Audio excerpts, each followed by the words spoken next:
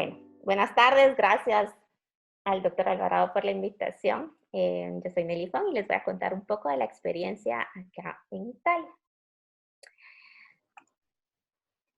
Para poner un poco de contexto sobre la situación en Italia, me pareció importante dar algunos datos antes. Los casos totales de contagio en Italia para el 25 de abril son más de 195,000. De estos, el 61,5% de los casos se concentran en el norte del país, Lombardía, Piemonte, Emilia-Romagna, cada uno con el 37, el 12 y el 12% de la población. Otra cosa importante que quería compartirles es que de una población de 60 millones de habitantes, hasta el 25 de abril se había realizado 1.700.000 hisopados en todo el país, es decir, se había testado solo el 2,8% de toda la población. Okay. Ahora les voy a contar un poco de la historia y cómo se desenvolvió la pandemia en Italia. El 30 de enero se identificaron los primeros 2 casos, una pareja de chinos que estaba de vacaciones acá. Se internaron, afortunadamente no tuvieron complicaciones, salieron del hospital y todo, pero con este primer caso y después de la información que se había recabado de la China, se decidió bloquear los vuelos de y para la China y se empezaron a tomar medidas de contenimiento parecidas a las del SARS del 2003. Considerando que los dos virus se parecen genéticamente, como en su modo de transmisión y la presentación clínica. Actualmente se sabe que el SARS-CoV-2 es más contagioso, que puede ser transmitido por personas asintomáticas y que se replica más en el tracto respiratorio superior, a diferencia del virus del SARS. El 18 de febrero, cuando se identificó el primer caso comunitario al norte del país, se cerraron los pueblos y se empezó a dar más instrucciones a la población sobre distanciamiento social, lavado de manos, etc. Sin embargo, estas medidas no fueron suficientes. Las emergencias y los intensivos empezaron a sobrepasar su capacidad real. Esto se debió en parte a la poca información que se tenía sobre el virus, en parte porque los políticos y los empresarios no querían que se detuviera la producción y el crecimiento económico del país. Otro factor importante fue la cantidad de fake news que se compartieron en redes sociales. Italia y España están entre los primeros lugares en Europa en compartir fake news. Y por último, pero no menos importante, el hecho de que la población no quería dejar de seguir con su vida normal, hacer paseos, juntas entre amigos, ejercicios al aire libre, etc. Yo vivo y trabajo en Cerdeña, que es una isla. Esta aporta solo el 0,5% de los pacientes positivos al virus. Nosotros tuvimos algunas ventajas en comparación a las otras regiones, porque ya de por sí el territorio se encuentra aislado. Cuando iniciaron los casos se tenía un poco ya de experiencia al norte del país y se había empezado a compartir. Y por último, cuando se decretó el lockdown general, los casos del territorio estaban iniciando y esto hizo que la enfermedad no se propagara como en otras regiones del país. Okay. Esta gráfica la puse porque quería enseñarles más o menos el andamiento de los casos positivos. Con 463 casos positivos, el 8 de marzo, el primer ministro extendió la cuarentena a toda la Lombardía y otras 14 provincias del norte.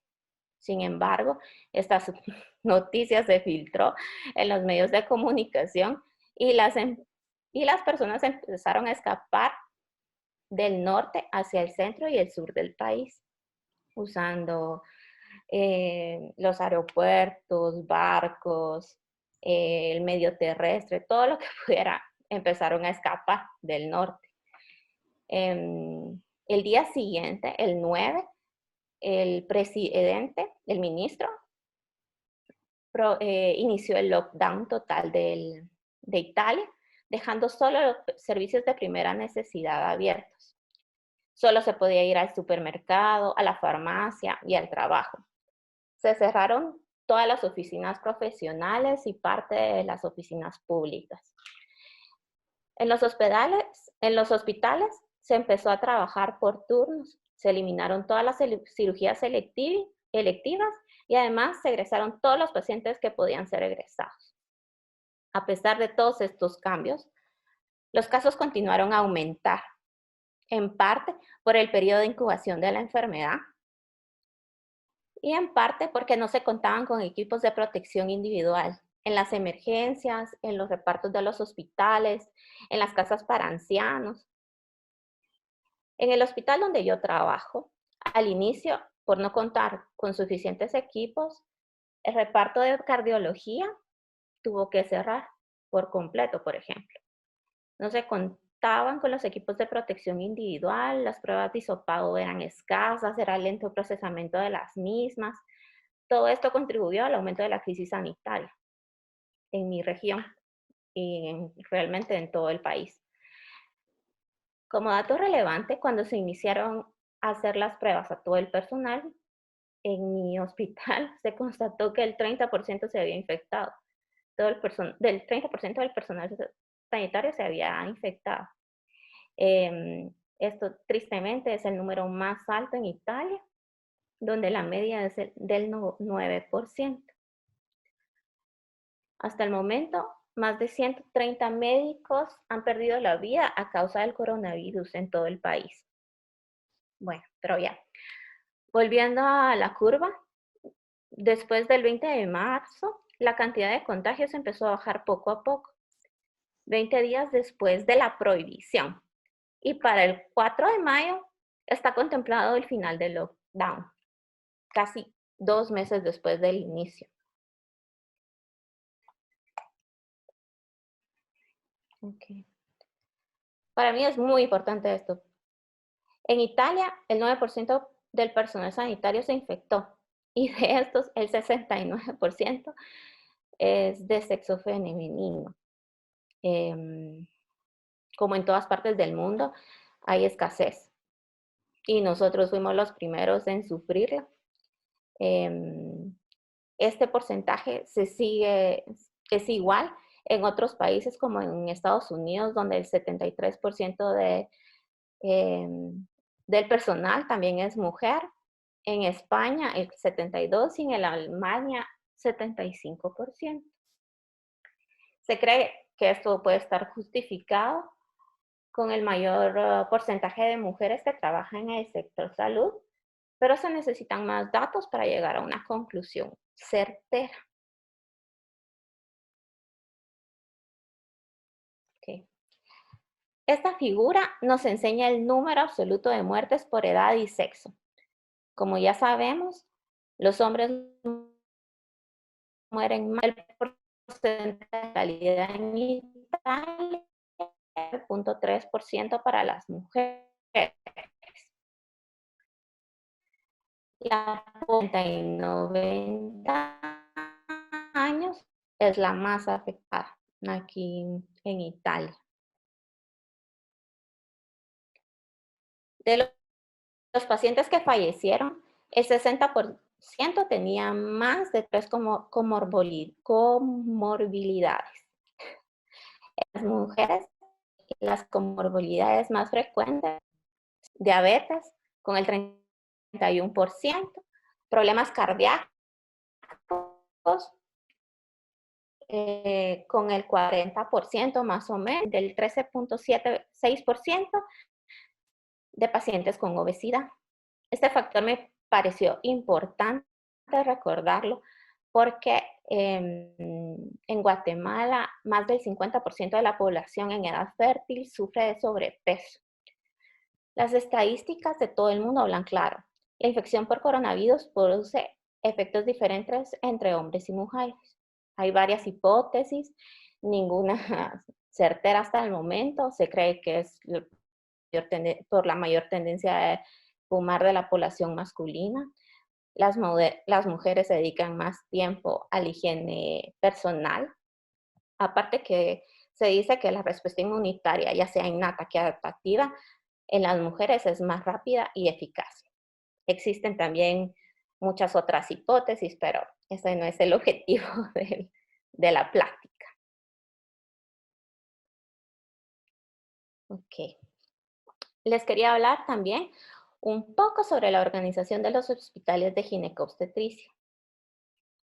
En Italia se creó un comité a nivel nacional que involucra las sociedades de ginecología, medicina perinatal, neonatología y del orden de las obstétricas.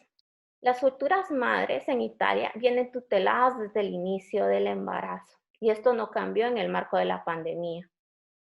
Existe un decreto en donde las futuras madres tienen la obligación de comunicar al empleador desde el inicio el hecho de estar embarazadas y el empleador tiene la obligación de buscar una solución para proteger, ya sea cambiándolas de ocupación, implementando home working, hasta el hecho de poder quedarse en casa sin desenvolver ningún trabajo, dependiendo del riesgo. La Task Force que se creó para asegurar una adecuada calidad de atención en las embarazadas y un uso racional de los recursos humanos, así como de equipo de protección personal, sugirió centralizar la atención de las pacientes COVID positivas en hospitales que tuvieran todos los recursos y todo un equipo multidisciplinario, ginecobstetras, perinatólogos, neonatólogos, obstétricas. Y cada región de Italia adaptó el modelo dependiendo de las necesidades de cada una de las mismas. El control prenatal se sigue realizando según las líneas guía italianas y se recomendó instaurar en las clínicas un sistema de pretriage, así como de proporcionar al personal equipos de protección personal obligatorio. Las emergencias de la obstetricia deben de tener un área de pretriage en la cual se evalúa la temperatura y se realiza un cuestionario acerca de la sintomatología y los contactos que ha tenido la paciente. Si la paciente resulta sospechosa, se coloca una mascarilla quirúrgica y se pasa a un área de aislamiento, donde se realiza el hisopado. Los criterios para hacer el hisopado cambian de región en región, pero los lineamientos regionales generales son que la paciente presente inicio agudo de síntomas respiratorios y que haya tenido un contacto con personas positivas o de una área de riesgo. También se realiza el tampón a todas las embarazadas que requieran ingreso por síntomas respiratorios, que presenten fiebre mayor de 37.5 con o sin síntomas respiratorios asociados a disnea con saturación menor o igual a 95 y o frecuencia mayor o igual a 20. Cada hospital de la red tiene su centro de referencia para pacientes positivas o sospechosas y estas deben ser enviadas en una ambulancia con un personal capacitado.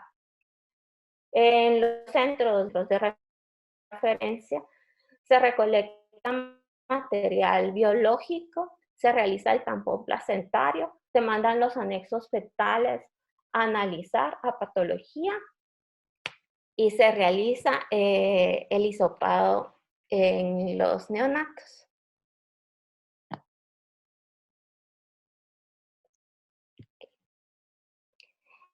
Ahora, después, cada vez que es posible, privilegiar la gestión conjunta de la madre y el hijo. Cuando el paciente sea asintomático o cuando la paciente sea asintomática o pausisintomática. Si la paciente es positiva y tiene una infección franca sintomática, madre e hijo vienen separados transitoriamente. De todas formas, la decisión de separar a la madre y al hijo viene tomada dependiendo de cada pareja y tiene que tener el consenso de los padres.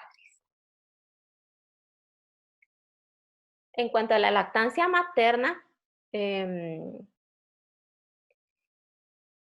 evitarse el uso de sucedáneos de la leche, como siempre, y en caso de separación de la madre y el hijo, se debe utilizar leche materna extraída. Y esta leche no va pasteurizada. No hay evidencia de que se transmita por la leche materna el virus. Si no puede ser extraída, se debe considerar el recurso del banco de leche. Si existe compatibilidad con la lactancia materna, la madre debe usar mascarilla, lavarse las manos antes y después de lactar al bebé y tomar las medidas de higiene general. Los médicos deben valorar el tratamiento farmacológico compatible con la lactancia materna. Ok. Y por último, les quería comentar que hay 2 estudios multicéntricos italianos. Uno evalúa la forma del nacimiento y los hallazgos clínicos embarazadas positivas y el otro habla sobre el manejo y los resultados de las embarazadas. Hay otros estudios multicéntricos que se están haciendo en cuanto a la eficacia de los medicamentos, pero ninguno toma en cuenta a las mujeres embarazadas por el riesgo, ¿verdad? Ok. Y este es un mapa donde enseño Guatemala y en la isla donde yo trabajo, que se llama Cerdey. Muchas gracias por su atención. Trate de ser lo más sintética posible.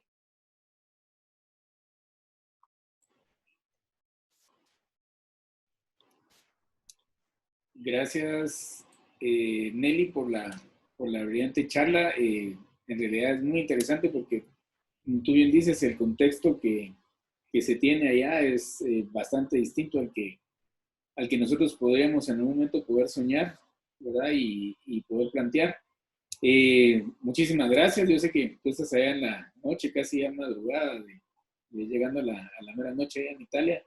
Entonces, no sé si alguno de los que nos están siguiendo la transmisión en Facebook tendrá alguna duda, puede hacerla a los comentarios.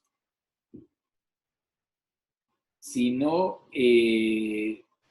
Nelly, de lo que tú nos podrías comentar, digamos, algo que tú tengas en mente que podría ser algo que nosotros podríamos aplicar de forma inmediata aquí en Guatemala, de lo que tú has visto allá en Italia y que en un momento pues, nos podría ayudar a hacer frente a esta crisis, porque ahorita nosotros estamos en esta etapa de ascenso de casos y, y algo que tú creas que puede ser en algún momento traspolable para nuestro contexto nacional.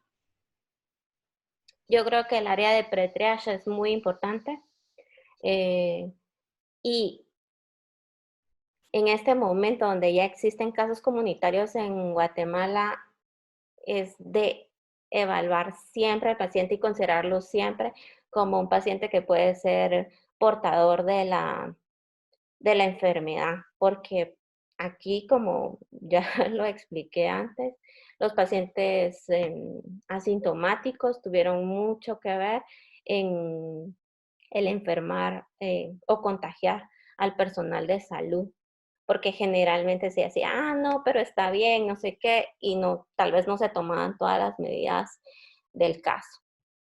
La distancia social y el lavado de manos, como sabemos, es muy importante.